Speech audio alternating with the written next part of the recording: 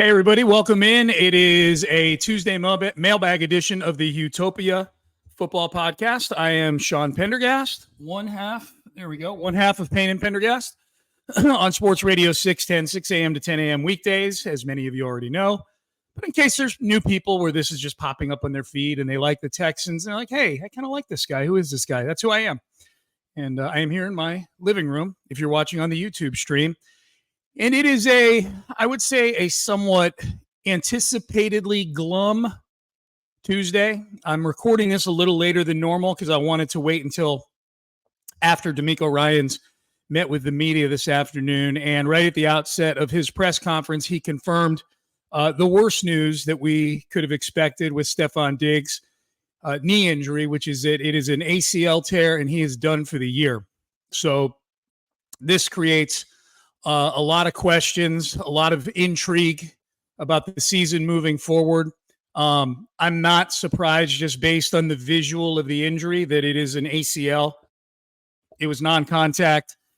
Stefon Diggs kind of threw his helmet. He knew something was wrong. I don't know what took 2 days to fully diagnose it. Maybe they were getting second opinions. Whatever the case may be, it doesn't matter now. He's out for the season. Stefon Diggs is. So in the short term, this creates a real dilemma on Thursday against a pretty good, at least in terms of talent, New York Jets defense. It's not as good as their defense last year. It's worth noting they fired their defensive coordinator a couple of weeks ago. His title was head coach, but he was the brains behind the operation. Robert Saleh, he's not in the building anymore. So the Texans are going to go into this game against the Jets with limited weaponry compared to what we anticipated at the beginning of the year. Of course, Nico Collins still out for at least one more game with the hamstring injury. It sounds like he's doing well. So it's, by the Sunday Week 10 game, Sunday night game against Detroit, it will be a matter of you're swapping out Stefon Diggs and swapping back in Nico Collins. I think Nico Collins is the best receiver on this team, so getting him back will be really, really good. But Bobby Slowick and D'Amico Ryans will have their hands full on Thursday with really just Tank Dell as their only high-level offensive weapon. And it's taken Tank all season to kind of get untracked a little bit. And he really hasn't gotten untracked. He made a few catches once Diggs went out of the game on Sunday. There's some more long-term questions, I think, about Diggs that are created here. Was the trade a good trade? For a second-round pick, you got a half a season worth of Diggs on the field. I don't think we should discount what he meant to the team in the locker room and off the field. I'll take it from D'Amico Ryans, who went on and on about that today in a good way. Second round pick is that's obviously a high price to pay for any player. So ultimately on the balance sheet, the trade was probably did not work. Now, if Diggs decides to come back to the Texans, and I think that's the other long-term question with this, is what does this mean? Have we seen the last of Stefon Diggs as a Houston Texan? Much was made about how they turned his contract into just a one-year contract. I would imagine coming off an ACL, it makes him more signable, probably makes him more amenable to an incentive-laden deal. In other words, this ACL tear probably increases the chances. To what extent, I don't know, but probably increases the chances of him coming back to the Houston Texans. I hope he comes back to the Houston Texans. I enjoyed covering Stefon Diggs way more than I thought I would. And so I hope he's back. I don't know. That's a question for Nick Caserio. I actually asked Nick Caserio that question a week and a half, 2 weeks ago, maybe today, thereabouts, about Diggs possibly coming back. It was the week after the New England game, so about 2 weeks ago. And Nick's open to it. So we'll see now. That was obviously before this injury. If it's your garden variety ACL tear, he should come back 100%. It would be great to have him back next year as part of this crew. Short term, the question becomes, now what does Nick Caserio do? Texans were in a similar situation to this back in 2018. In week 8, I think it was. They were playing a Thursday night game where it happened, where Will Fuller tore his ACL in a game against the Miami Dolphins. And the trade deadline was coming up, and that's when Brian Gaine made the Demaryius Thomas trade back in 2018. So this is a somewhat similar situation. Obviously, Diggs is a better player than Will Fuller was.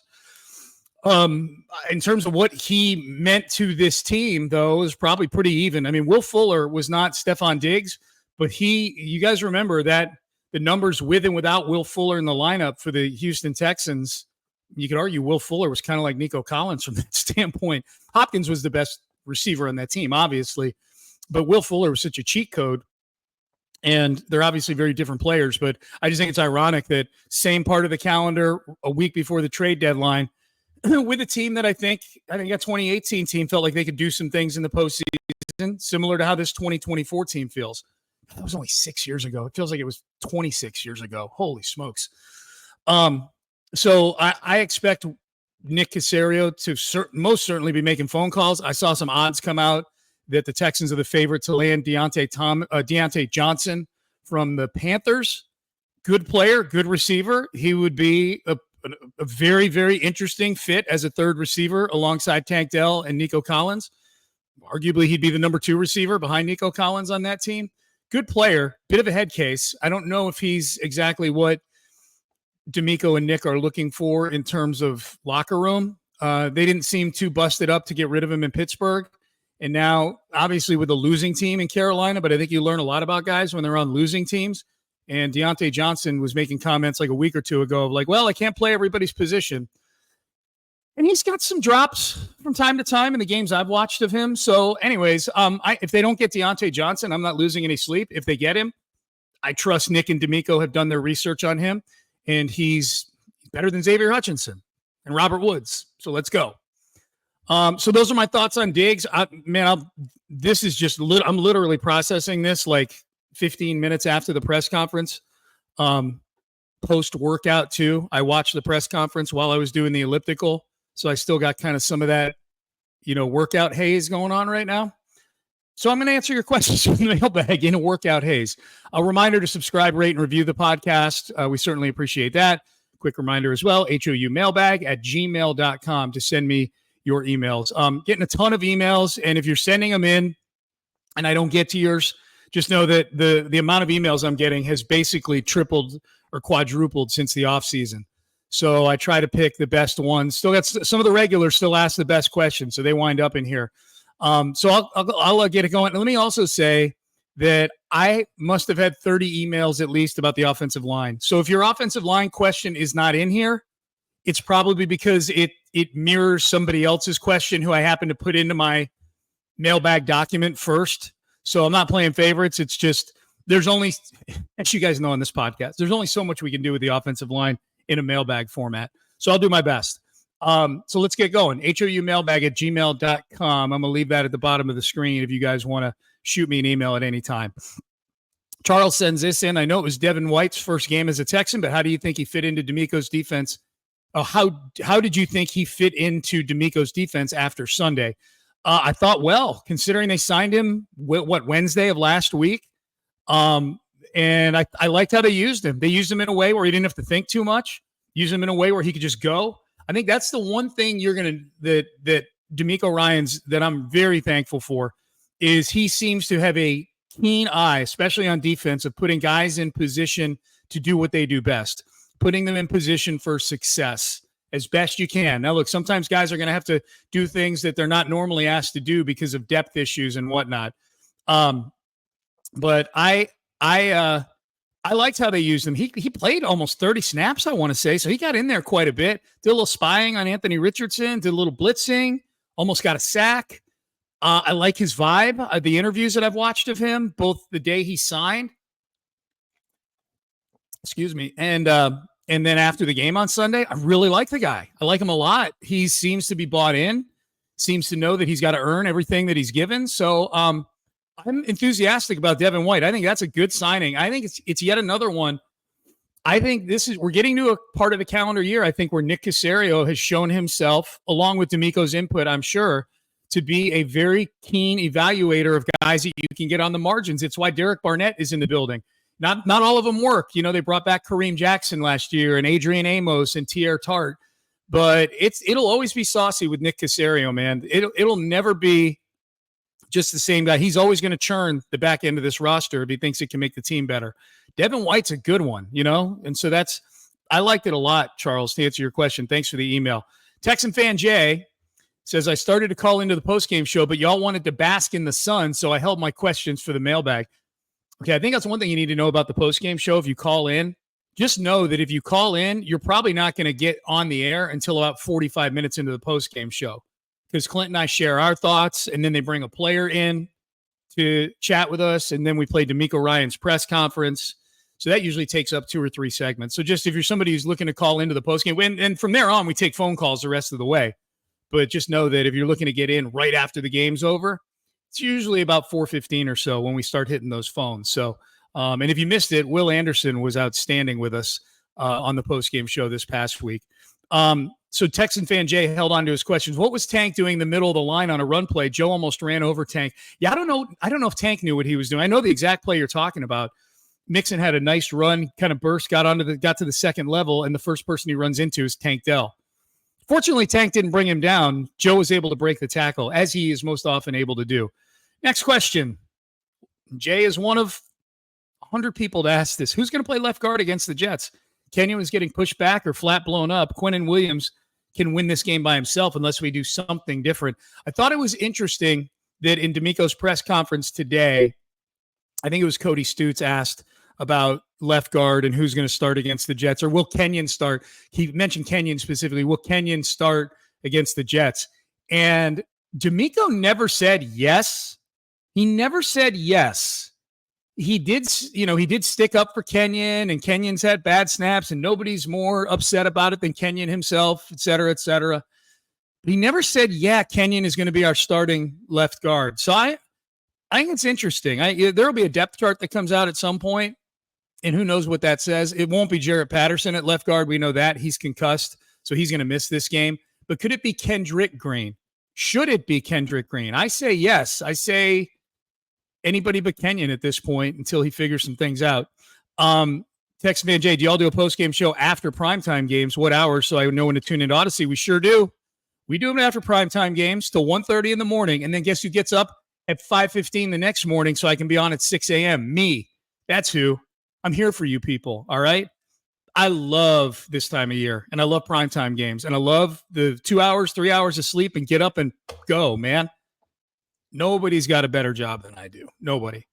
3A question. Text Van J, you're getting in a lot of questions. When Bullock went out hurt, did he come back? Yes, he did. He came back in. He's on the injury list, but he came back in. Appreciate the kind words. Can't wait to hear y'all on 6:10 a.m. and YouTube this week. Thank you. Appreciate that, Jay. Joe Q is in early. If Diggs misses the Jets game, what do you think Slowick needs to dial up? Okay, well, this was obviously sent in before the announcement today that Diggs is out. So he will miss the Jets game and the rest of the games. The Jets game is the one you got to worry about. I think they're going to get Nico back for the Detroit game is my hunch. So they'll be back at what would have been full strength last year. Tank and Nico and, the other backup receivers, except they have Joe Mixon instead of Devin Singletary. What does Slowick need to dial up? This would be a good dust off the flea flicker game, that kind of thing. You're undermanned. If you've got some, I thought they would do it against Green Bay, kind of dust off a few things just because they were a little undermanned in that game. But yeah, I think if they've got some trick plays they've been waiting to do, I would say not ones that involve running laterally or east-west or anything like that. I would say, may want to dust those off. I think it's going to be a healthy dosage of Joe Mixon again. I think this turns in again to one of those games where you got to lean on Mixon for 25 or 30 touches because the corners on the Jets are really good. You remember last year there was no Tank and Nico went out after the first series and nobody could get open the rest of the day. So you got to run the ball so you got some play action, and play action is what's going to open things up for guys. How many points do you think we need to score to win? I say 21. I think this is a low-scoring first 1 to 21 game wins. That's my feeling on it. Joe Q says this is an NFL question, but should tickle your schedule release passions. I am a schedule nerd. Joe Q, you know it. Is it fair to think the Bears and Commanders are soft at their current record since the Bears have played 0 games in the division and the Commanders have not yet played the Cowboys or the Eagles? I think it's totally fair. I think it's totally fair. It's also 2 rookie quarterbacks who teams are going to start to potentially figure out a little bit. I know people had a hard time figuring out CJ last year, but I think you got to factor that in. I think both of them have a playing style that is conducive to possible injury as well. As we've seen, Jaden Daniels already has an injury he's nursing. So I think Caleb Williams is pretty sturdy, but he likes running around. Jaden Daniels runs around, and he ain't sturdy at all. He's skinny. So I think he's smarter about it than RG3, guys like that. And yeah, it's really weird. Some of these teams that haven't played any division games yet, I think it's very, very strange. The Steelers, I don't think have played a division game yet. They're 6-2, but they have yet to play a single division game. It's really strange. So the Texans have had schedules like that before that are very backloaded. I love this schedule the Texans have, and now we start to get to the crazy stuff. It's going to be fun. But I think it's fair to assume, especially the Bears, that's a hard division. They're 4-3, but they haven't played the Packers, the Lions, or the Vikings yet, and you could argue that those are three of, if not the three, best teams in the entire NFC. So the Bears are 4-3. They could very easily finish like 8-9, 7-10. So we'll see. Both have been fun stories so far this year. Appreciate the question, Joe Q. JT in League City says, my question is, who are some of the candidates to become the next OC of the Texans if Bobby Slowick isn't here? Do you think they promote from within or bring in another Shanahan tree coordinator? I'll say this, JT's email was longer than that. It was mostly centered around the possibility that Bobby Slowick could get let go if the offense doesn't figure it out. I think there's an equally good chance the offense figures it out and Bobby Slowick does get a job offer next year. I mean, there's still 9 games left in the season, plus whatever the postseason brings. And this team is going to make the postseason, I feel, unless something injury-wise drastic happens. So the next OC, I think Gerard Johnson would get first crack at it. I would love that. He and CJ obviously have a really good relationship. I think Gerard is super sharp. And I think it'd be a new different set of eyes. Probably same playbook, but maybe looking at things a little bit differently. And Gerard has some things that maybe he would do that Bobby wouldn't do. So yeah, I think they promote from within. I definitely think it'll be somebody that's well-versed in this system though, JT, always. And I think D'Amico's got a list of 10 people right now. The one thing I know about good management in business or in sports, whatever the case may be, is that the good decision makers that hire other people always have a plan B. They've always got a list of people they want on their staff. Or if this sales manager left, who would I hire to be a sales manager? I know these guys from these other companies in town, that kind of thing. I think it's similar in sports. If I had to guess, D'Amico Ryans has a list of about 10 to 12 people that he would interview right now to be the offensive coordinator of the Texans. I'd be shocked if he didn't. Ryan in the Shug, if you were in the clubhouse, dare I say, a Jack Easterby type of Rasputin mole or role influencing D'Amico and Nick Caserio. Ooh, I like this already. What would you do to get this offense going? Okay. Would you cast a spell that makes the entire O-line grow a pair of balls? That would be my solution. If I'm a Jack Easterby type, Ryan, it means I'm whispering bad advice to them. So, I get what you're saying. What would I do to get this offense going? Look, I think now, if I'm whispering in Nick's ear, I would say, go look at the teams that have turned their franchises into a garage sale, into a flea market, and go get a little bit more offensive talent. I think they need a second running back as much as they need a third receiver, in my opinion. Clearly, I don't think Bobby and D'Amico trust any of the guys behind Joe Mixon. Otherwise, we would have seen them get more than one carry, Dare and Damian. And I'm not saying they don't trust those guys. Well, I don't know that they trust Damian. They trust him enough to have him on the team, and they trust him returning kicks. I don't think they trust leaning on him in a close game in the fourth quarter to go get yards. And I think they trust Dare in Dare's role, which is when there's no running backs left, we know Dare won't fuck it up, that kind of thing. So I think I'd be more whispering to Nick than to D'Amico. I think it's the O-line. You've nailed it. The O-line's got to play better. Ryan also says, when do you think the Texans make a trade? Sometime between now and Tuesday. I don't think anything happens before the Jets game. And then I think Nick's got a long weekend to figure it out. In some ways, maybe this Thursday game is good. Nick can just take a look at things with the benefit of, watching the games this weekend, almost get to watch all these other games as sort of a quasi-scouting sort of thing, see who's a fit. I think he makes a trade. I definitely think he makes a trade. I don't know if he'll be a wide receiver, but he is making a trade for sure.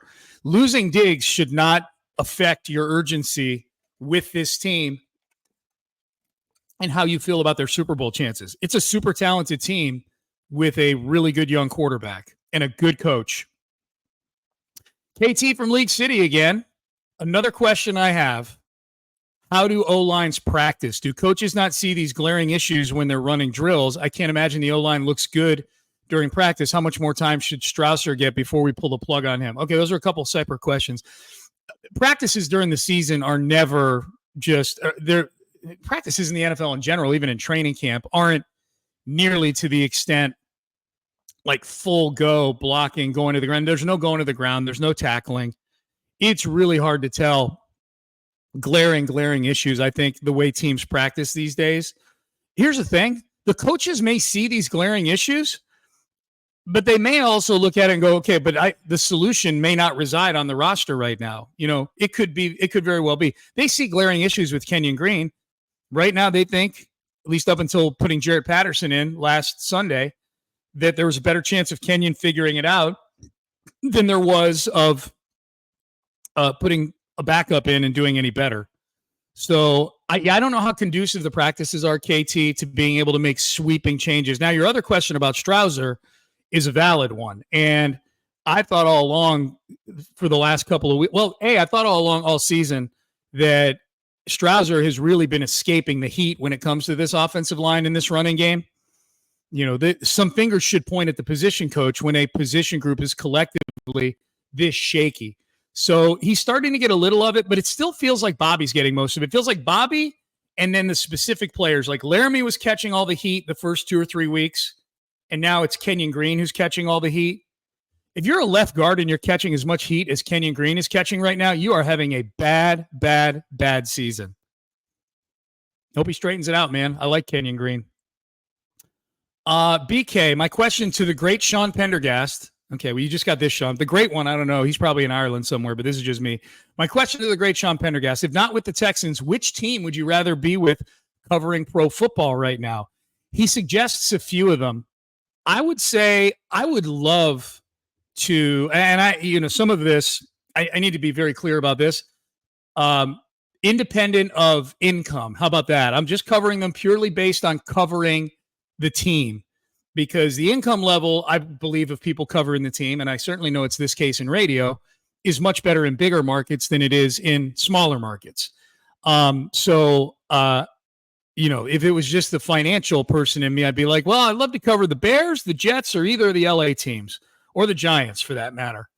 And Houston does fine, at least in radio. I don't know what the beat writers get, but that would be a factor for me. So let's just say, who would I want to be covering based on the team, the city, all of those things would factor into me. The three that BK suggests are good ones. KC has a success, but kind of feels like an Astros level of expectation there now, which would be fun as hell, BK. Ask anybody that covers the Astros. It's been a hell of a time covering this team as they go to the World Series every other year. He suggests Baltimore. Seems like they keep banging on the door, may bust it down, but I wouldn't want to live in Baltimore. Agree wholeheartedly. Lions with Dan Campbell will be fun, and Detroit seems to be on an upswing as a city. I think Detroit will be a lot of fun. It'd be a cool city to be in, too. They've got all the major sports, even though the Pistons suck right now. Detroit's an underrated city. I always gave Detroit a bad rap, and then I went up there for a wedding not last summer, but 2 summers ago, and had a great time. Michigan is a beautiful state. Detroit kind of goes as the automotive industry goes, so it can have real big swings financially. I loved it up in Michigan. I had a good time. The one that pops into my head immediately that's not on this list, I think it would be fun as hell, and this is why finances popped into my head, because it's the smallest market in the NFL. I would love to cover the Green Bay Packers. I think it would be so fun. It's the only team in town up there. It's the coolest little town. You'd probably be pretty well known in that town because it's so small. Like some of the privilege that I get at my local little neighborhood bars here and stuff like that, because the people that run it listen to the show, I just have that in my neighborhood here in Houston, maybe a few other spots. I'm thinking totally with ego right now, by the way. I feel like in Green Bay, you'd be known kind of all over town. You'd get good tables at restaurants. But more than anything else, that team is always relevant. The team is always good. There's a ton of history there. I don't mind the cold weather. I don't love it, but the change of seasons, I could do that for a couple of years. So mine would be Green Bay. That's a great question. That is a nice break from talking about the Texans offensive line, BK. Good job by you. So Green Bay is my answer to that. Chris in the ATL, in his press conference today, which I'm guessing is Monday because this email was sent before today's press conference. In his press conference Monday, D'Amico said, quote, everything is on the table in terms of fixing things or making personnel. Oh, this is from last week. Making personnel changes on the O-line. That's a pretty bold statement because when I hear that phrase in the business world, it means anything goes and think outside the box. So let's say that's the case with the Texans and they're willing to make significant or creative changes and they bring you, Sean Pendergast, in as a consultant. What would be the drastic moves you would propose for the offense as a whole, not just the O-line? My biggest one would be to stop crunching the entire formation around the hash marks, spread things out, and make this a Stroud-centric team. I know you want to run the football. I know that you feel like the game is won in the trenches. I'm talking to D'Amico and Bobby right now, and probably Nick too. I know you guys feel that way. You guys have a great young quarterback, and I don't think you have an offensive line that's conducive to doing what you want to do. I would spread it out more, go with more 11 personnel, one running back, one tight end with 3 wide receivers, and let CJ cook. That's what I would do. That'd be my biggest change, is I would go away from pounding my head against the wall and putting myself in 2nd and 9 all the time. It's only working right now because you have Joe Mixon. That's it. It's not working because your system is good. In San Francisco, it's working because their system is good. They can put any running back. They've been missing Christian McCaffrey all year, and they're still running the football. I know their record's no good, but they've still been running the football. So that would be my biggest one. Follow-up question. Looking back before the start of the season, would you have thought these changes would even need to be considered for the offense at that time? Probably not, but I'm not shocked. You know what I mean? Like this offense, we envision it being Mixon, Schultz, and then the 3 big wide receivers, Tank, Nico, and Stefon Diggs. And as it's going to turn out, the 5 of them are going to play a full game together once all year. And that was the first game of the year. So that's the thing, man. If I've learned anything this season, it's when you stack up this many guys like Dream Team style, just be ready for them to play together.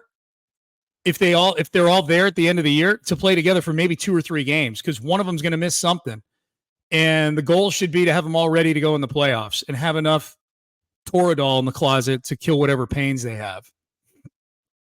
Good question, Chris. Always appreciate you. France in the North. France in the North will always make it into the mailbag because I love saying France in the North. It's obvious that Mixon will be leaned on possibly heavier against the Jets, but who do you trust more of the reps to? Hutchinson, Mechie, Woods, or Schultz? Schultz is in kind of a different category right now because they're mixing a little Teagan Catoriano in there as well. I think they've recognized the blocking deficiencies with Schultz. So some of these multi-tight end sets they're going with are Stover and Catoriano. Of the receivers, I would expect that we're going to see. That's a good one. Who gets the most snaps? I gotta ask Seth that one tomorrow. Who gets the most snaps out of Hutchinson, Mechie, and Woods? I'm going to guess Woods just based on the trust factor. The best receiver out of it, like the one most likely to make a big play out of the 3 of them right now, is probably Hutchinson. But Mechie showed up with a big catch against the Colts to put them in scoring position. I would guess it's going to be spread out fairly equal with those 3 guys. Obviously, Tank might wind up playing 90% of the snaps in this game, and then when Nico comes back, Nico might not come off the field. Except if they're maybe 3rd in inches or something like that. Fronts in the North also says, looking way ahead here, is it a foregone conclusion the Texans will be drafting multiple players on the O-line, even though college players need time to adjust? I could see O-line being a priority, but I truly believe this roster's at a stage where they're leaning more towards best player available than they are like specific need shopping. And we got to wait and see too what they have draft pick wise. If they go big game hunting in the next 7 days, they're going to have to trade some draft picks. So we'll have to see what it looks like. Do you find it kind of mysterious what's happened with Christian Harris? His injury is clearly bad enough, and there isn't any word whatsoever of any progress. Thank you, as always. Yeah, we tried to get it out of Caserio.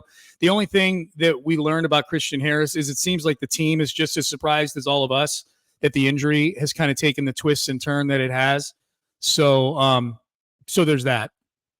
Thank you, France in the North. From France in the North to Payne in the South. So 6-2 is an amazing start. We should all be celebrating it, but it's a big but you've got there. I think offensive play calling and O-line play are holding them back from being elite. What aspects do you feel they need to improve on to take the next step? And do you think they can make the adjustments mid-season? Yeah, they need to improve their O-line play. It's plain and simple. They need to block better. They need to protect C.J. Stroud. But if you protect C.J. Stroud, he will piece up defenses, with or without Stefon Diggs. I promise you. Give him time. He's got guys that can get open. I think Bobby can scheme some guys open. I think if they can run the football just a little bit, and they've been running it more than a little bit, I think they can run some play action. So I think that's it. Let's see. One more. Dario asks, is there a GoFundMe or PayPal page where we can cooperate for the Utopia? Oh, I think you mean contribute for the Utopia podcast to get a real opening beer can sound for the 6-pack episodes. Yeah. I haven't made one yet, but that's a good call. Or I'll just have 6 cans out here of something, and I'll just open them and drink them when I'm done. You know what I mean? Rather than do a janky-ass sound effect. Is that bothering you, Dario? Do you just feel sorry for me that I don't have the budget for a real can? I got cans and cans of things in there. I just don't want flat soda and beer in my fridge. So I guess if I commit myself to drinking it all, then you guys don't need to do anything. Maybe I need a GoFundMe for you guys to buy me some bubbly or Zevia or Yingling Flight or whatever it is I'm opening. Zevia is fucking expensive. It's really good. It's my favorite. I've got black cherry Zevia in here. 0 sugar, 0 calories, and it tastes like it has sugar and calories in it. It's so good, but it's $1 a can. A 12-pack of it is like $12.89 on Amazon. And I always order it on Amazon because I'm a big puss and I don't like carrying big boxes of Zevia in. I like to have someone leave it right at my door. I'm horrible. Horrible. Last question. Dario also asked, am I the only person worried that the Lions are going to demolish us? The answer to that one is no, you are not the only person, but we'll save that for another time. The Lions are next week. There's 3 games left on the schedule. If it was on a neutral field, I would not come close to picking the Texans right now. And it is the Lions, the Ravens, and the Chiefs. I know the Ravens just lost to the Browns. Anything can happen in those division matchups. Styles make fights. Matchups make fights. I don't like our chances in that particular street fight. So there you go. HOU mailbag at gmail.com. As you can see at the bottom right there, I will be doing a preview of the Jets episode either tonight, Tuesday, or tomorrow. It'll drop sometime either Wednesday or Thursday. So just keep an eye out. Keep an eye out wherever it is you subscribe to get your podcast. But I'll have that. Should have a recap episode as well as I wrap up the post-game show at 1:30 in the morning. But, you know, this is the function of having a good football team. You play a lot of primetime games, and I get no sleep. I'm cool with it. It's better than covering a shitty team and being noon kickoffs the whole time. So 6-2, whole lot of fun, man. 6-2, 5-0 in the division. No, I'm sorry, 6-2, 5-0 in the conference, 3-0 in the division. 2-0 against the Colts. And what am I missing here? I think that's it. I mean, they're in a good spot. They're the 2 seed right now. According to playoffstatus.com, I think, they have a 98% chance of making the postseason. So I'm already spending my postseason pregame and postgame money. I'm just going to spend it, man. I'm going to buy so much Coke and hookers and blow and everything. No, I'm joking. I'm not going to do that. I will buy some more Zevia, though. I need a playoff run so I can afford the Zevia. All right, Texans, get it done. And thank you for my tumbler. I appreciate you. All right, so there you go. HOU mailbag at gmail.com. Subscribe, rate, and review. We'll be back with a couple more episodes this week. Let's get it, man. Let's beat the Jets and beat the hell out of that douchebag Aaron Rodgers, shall we? Let's do it. All right. Big thanks to Anthony Irwin, my producer. A big thanks to all of you for listening and telling friends all about the Utopia podcast. I am Sean Pendergast. We shall see you next time.